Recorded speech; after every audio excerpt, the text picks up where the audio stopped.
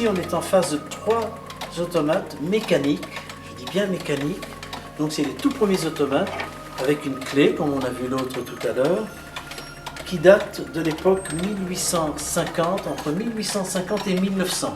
En 1900, l'électricité est arrivée, les premiers moteurs ont été mis sur le marché, et puis on les a motorisés. On va les voir dans quelques instants. Alors ceci, toujours papier mâché, tête très légère évidemment, c'était un frappeur de vitre. C'est un frappeur de vitre. Donc, chaque fois il va frapper à la vitre, les gens allaient passer, entendaient un bruit, se retournent. Et c'est pour ça que j'ai marqué là-bas qu'en 1900, l'automate devient l'auxiliaire capital du commerçant. En 1900, tout le monde avait des automates derrière la vitrine. Tel qu'il est là, ce frappeur de vitre, eh bien, il va travailler pendant 15-16 heures.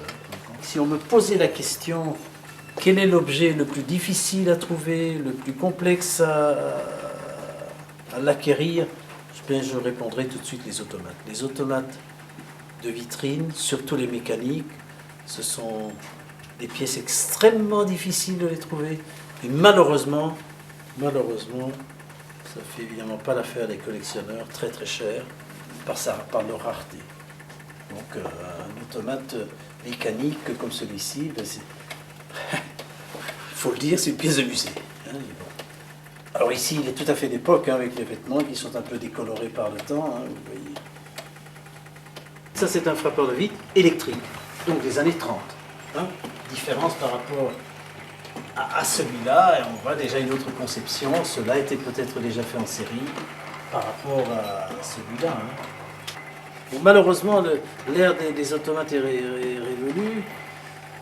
À cause de quoi? À cause probablement des médias, la publicité dans la radio. En 1920-30, on ne faisait pas de la publicité à la radio. Et puis on a commencé à faire la publicité à la radio. La TV n'existait pas. Maintenant, dans la TV, vous ouvrez la TV, il n'y a pas un quart d'heure où on ne voit pas une publicité. Donc c'est véritablement la mort des automates définitive, c'est vers les années 1950, 1955, par là. Il y a 8 moteurs ici à l'intérieur du corps. Chaque moteur a une fonction spécifique. Vous voyez, il va tourner à gauche, à droite. Il y a un œil qui va tourner à droite, à gauche. Et il va donner le signal de démarrage. Cet orgue, il est de fabrication allemande. Il a été fabriqué en 1930 près de Francfort. L'automate, lui, a été fait par un artisan qui l'a mis derrière en parallèle avec l'orgue. On peut déconnecter l'automate et le faire fonctionner de manière manuelle, comme d'ailleurs tous les orgues de Barbarie devraient. Si on va avec ça dans la rue, tel qu'il est là automatique, il y a de fortes chances que les gens ne payent pas. Donc on paye le tourneur d'orgue quand il fait un effort. Alors les orgues de Barbarie sont rares parce que malheureusement, beaucoup d'orgues sont faux. Les orgues qu'on voit dans la sortie de certaines grandes surfaces, c'est des boîtes avec des tuyaux. Il y a une batterie de moto de 6 volts et une cassette Philips, une petite cassette. Et puis on a l'impression que c'est un orgue, or ce n'est pas un orgue. Donc on a les airs de Noël, les anniversaires, les airs les plus modernes. Alors l'avantage d'un orgue de Barbarie, c'est qu'il peut fonctionner dans n'importe quelle condition atmosphérique. L'humidité, la chaleur, puisque c'est le bois travaille constamment, donc il se remet au diapason automatiquement. Donc il ne faut pas l'accorder comme un piano. Un orgue de Barbarie, par sa technique proprement dite, eh bien, il fonctionne sans aucun problème.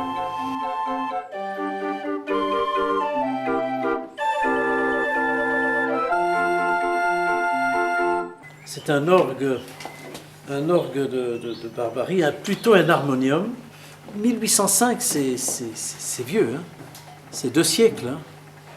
Donc toutes les guerres napoléoniennes, la Révolution française, 14-18, 40-45, et on est en 2005 et l'objet est toujours là. Fonctionne, pas comme le premier jour, mais déjà fier d'avoir l'objet et fier qu'il fonctionne plus ou moins bien.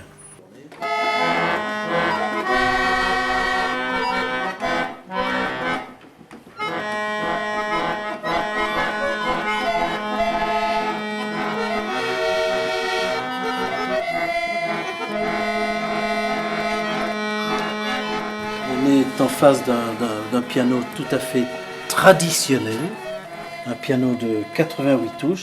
Donc soit on joue du piano, soit si on ne sait malheureusement pas jouer du piano, eh bien on va le faire jouer tout seul, avec le papier perforé. Encore une fois, on ne sait pas jouer du piano, qu'est-ce qu'on fait? On prend un rouleau. Alors d'abord, la technicité d'un piano pneumatique, c'est très très complexe. Sur un piano comme ça, si on démontait le piano pièce à pièce, et si on étale toutes les pièces, il y a plus de 10 000 pièces dans ce piano. Donc déjà le piano est compliqué, mais un piano pneumatique et automatique, eh bien, il doit tenir compte des perforations, du diapason, etc. Le principe est très simple.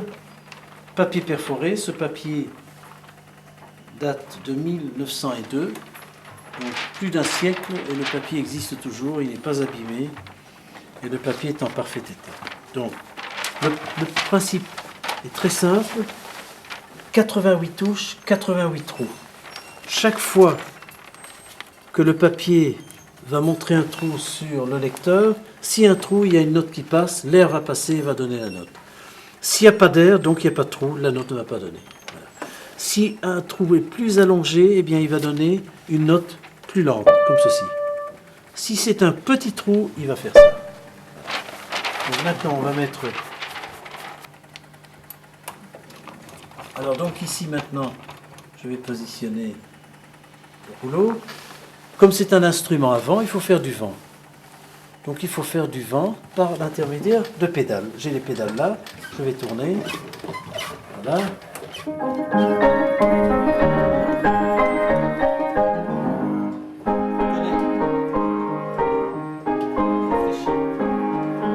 Maintenant, j'ai arrêté de pédaler, le piano ne tourne plus, ne travaille plus. Alors il est polyvalent, il y a une turbine à air ici. Le fabricant avait mis deux systèmes, soit on pédale, quand il n'y avait pas de courant. Et en 1902, en 1903, il date de cette époque-là, quand le courant partait, eh bien il partait pendant 8 jours, pendant 15 jours. Le courant revenait, à ce moment-là, on est signalé par une petite lampe témoin. Je vais mettre la turbine à air, et vous allez voir, je ne vais plus pédaler comme j'ai fait tout à l'heure. Je fais ça, on entend le bruit de la turbine.